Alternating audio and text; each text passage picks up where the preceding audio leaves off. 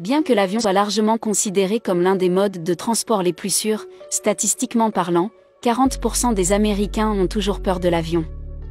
Mais même pour les 60% restants, il existe des endroits sur notre planète qui suscitent la peur et le malaise dans le cœur de tous ceux qui les survolent.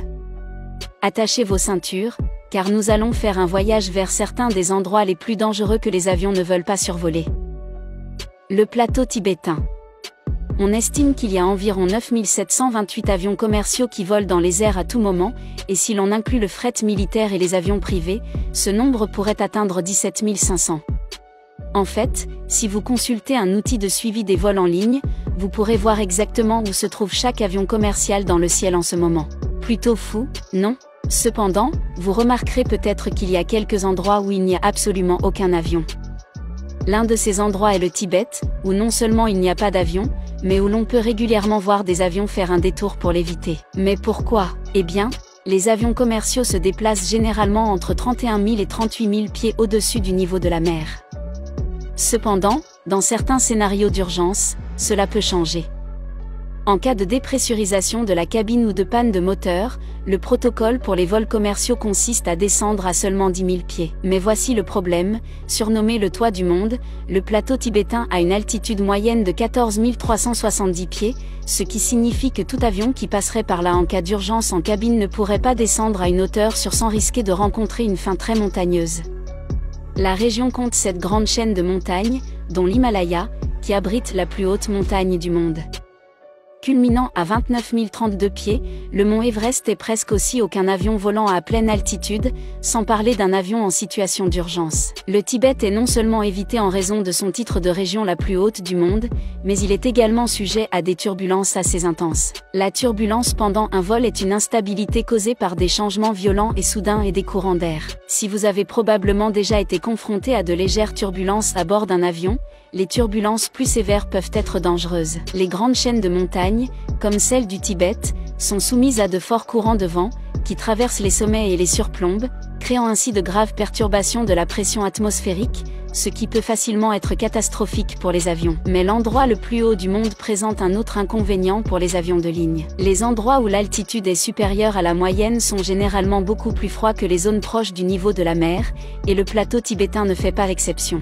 En hiver, la température reste souvent inférieure au point de congélation toute la journée, avec des températures moyennes de moins 20 degrés Celsius. Cependant, elle peut descendre jusqu'à moins 40 degrés Celsius dans certains cas extrêmes. Le carburant pour avions standard utilisé par les flottes aériennes américaines a un point de congélation situé entre moins 40 degrés Celsius et moins 47 degrés. Il pourrait donc y avoir un sérieux problème si un vol traversait le plateau tibétain dans ces conditions les plus froides. Bien que la chaleur des moteurs de l'avion permette généralement de contrer le gel du carburant, des accidents de ce type peuvent se produire. Le 18 janvier 2008, le vol 38 de British Airways s'est écrasé juste avant d'atterrir sur la piste de Heathrow en raison de la formation de glace dans le carburant de l'avion. Le trajet de l'avion entre Pékin et Londres l'a amené à survoler des régions notoirement froides de Sibérie et de Mongolie. Bien que le carburant lui-même soit resté au-dessus de son point de congélation, de petites quantités d'eau dans le carburant ont gelé à cause du froid et ont provoqué des blocages dans les tuyaux de carburant, ce qui a finalement entraîné une panne de moteur. Il n'y a pas eu de décès, mais si vous avez besoin d'une excuse pour éviter de voyager dans des endroits froids, le risque de gel du kérosène devrait suffire. Atterrissage en lave. Si les pantalons de vol gelés suffisent à faire grincer les dents de n'importe quel pilote, l'idée d'un vol plus chaud peut parfois donner des sueurs froides, surtout lorsqu'il s'agit de voler près d'un volcan. Alors que les vols commerciaux peuvent atteindre une altitude de 42 000 pieds, bien plus élevée que le sommet de n'importe quel volcan sur Terre, les cendres volcaniques peuvent facilement s'élever bien plus haut que cela. En janvier 2022, le volcan sous-marin Tonga AP, situé près de l'île de Tonga dans le Pacifique Sud, est entré en éruption, vaporisant 58 000 piscines olympiques d'eau de mer et produisant le plus grand nuage de cendres jamais enregistré.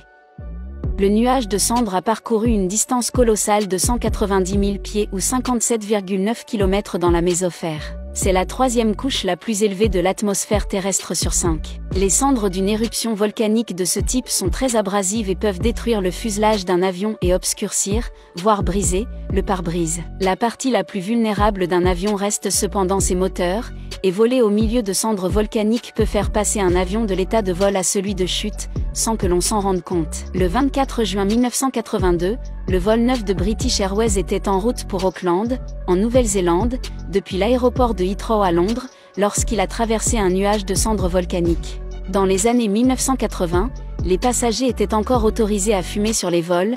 Ainsi, lorsque des fumées ont commencé à s'accumuler dans la cabine du Boeing 747, l'équipage a d'abord pensé qu'il s'agissait simplement de cigarettes. Mais alors que la fumée continuait à s'épaissir et à dégager une odeur sulfureuse, il est devenu évident que quelque chose n'allait pas. Il s'est avéré que des cendres volcaniques s'étaient introduites dans les turbines du moteur. Sachant qu'un moteur à réaction aspire suffisamment d'air pour aspirer tout l'air de votre maison en moins d'une seconde, il n'est pas surprenant que la dilution de la concentration d'air frais par des cendres puisse causer certains problèmes. Et comme la cendre volcanique a été fondue en verre par la chaleur du moteur, elle a commencé à recouvrir les aubes de la turbine, ce qui, comme vous pouvez l'imaginer, est un problème. Dans ce cas, ces problèmes se sont manifestés par la pire chose possible, une quadruple panne de moteur. Tous les moteurs étant hors service, le pilote du vol 9, le capitaine Eric Moody, a été contraint de tenter de faire descendre l'avion de 37 000 pieds à seulement 12 000 pieds, tandis que les membres de l'équipage faisaient des tentatives désespérées pour redémarrer les moteurs. Les passagers étaient évidemment terrifiés et pensaient que ce vol pourrait être le dernier qu'ils prendraient. Cependant,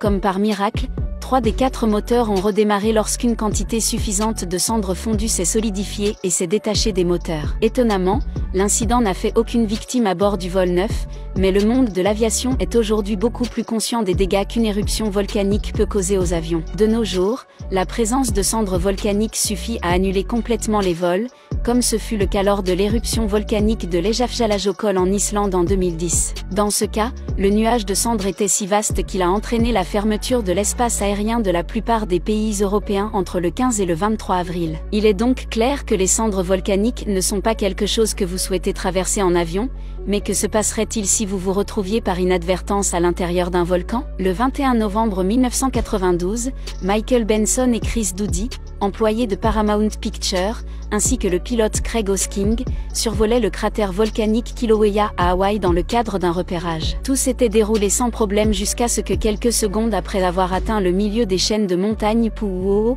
l'hélicoptère a soudainement et inexplicablement commencé à perdre de la puissance et donc de l'altitude. N'ayant pas le temps de lancer un appel de détresse, le capitaine Craig et ses passagers se sont retrouvés à descendre dans la fosse d'un volcan actif. Lorsque l'hélicoptère se pose sur le sol chaud du cratère, il manque de peu une mare de lave grésillante, mais se trouve toujours au milieu de gaz toxiques. Par miracle, les 3 hommes ont survécu à leur épreuve grâce à leur présence dans la partie du cratère où l'oxygène descendait du bord, et ils ont été secourus après avoir passé 2 jours coincés à l'intérieur. Une enquête menée par le National Transportation Safety Board a déterminé que la cause probable de l'accident était le vol au milieu d'un nuage de gaz volcanique, qui a provoqué une perte partielle de puissance du moteur en raison d'un manque d'oxygène pour brûler le carburant du moteur. Une telle histoire est de nature à donner des frissons à tout pilote ou passager, mais il semble que certains amateurs de sensations fortes soient plus que prêts à tenter leur chance.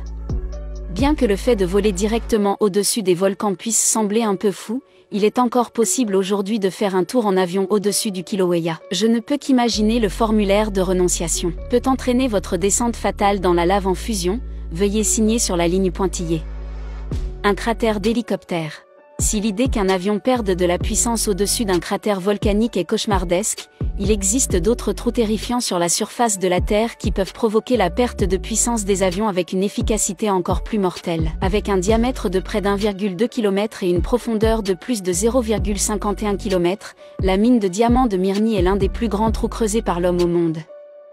La mine a été mise en service en 1955 et est rapidement devenue la plus grande mine de diamants de Russie, jusqu'à sa fermeture en 2004. Mais maintenant qu'elle est fermée, elle ne représente plus qu'une menace sérieuse pour quiconque ose la survoler. Bien que cela ne se soit heureusement pas encore produit, les experts estiment que l'étendue béante pourrait aspirer un avion ou un hélicoptère de passage dans sa profondeur, et cette théorie est étayée par la science. Si un trou est assez profond, la Terre réchauffe l'air à l'intérieur, même dans un climat habituellement froid. L'air chaud monte par rapport à l'air froid plus dense qui descend, et la différence de température considérable entre l'air à l'intérieur du trou et l'air au-dessus du sol crée un grand mouvement d'air.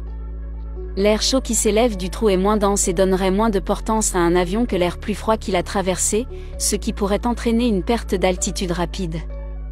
Dans le même temps, l'air froid qui se déverse dans le trou crée un puissant courant d'air turbulent, qui pourrait facilement contribuer à la perte de contrôle du pilote et l'envoyer dans les parois ou le fond du trou.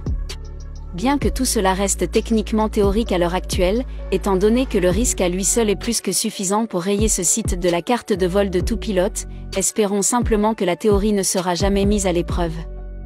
La Terre Sainte.